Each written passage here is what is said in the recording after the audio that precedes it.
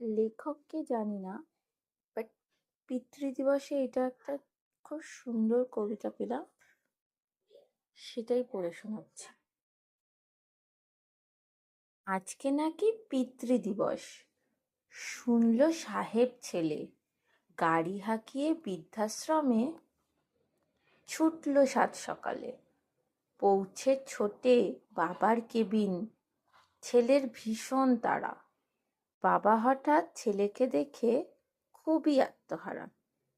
এগিয়ে এসে সুধান, বাবা কেমন আছিস খোকা? বৌমা নাতি কেউ আসেনি, তুই এসেছিস একা? ছেলে বলে, ভালো আছি, সময় নেই কো হাতে। তাড়াতাড়ি সাজো তুমি নতুন পোশাকেতে। ভাবলো বাবা হয়তো খোকা ফিরিয়ে নেবে ঘরে।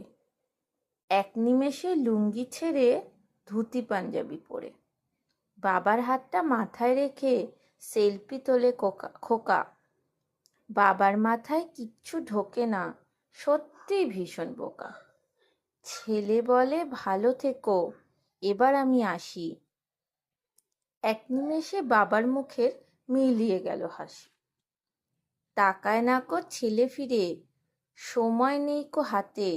ছবিখানা ফেসবুকেতে হবে যে পোস্টটাতে।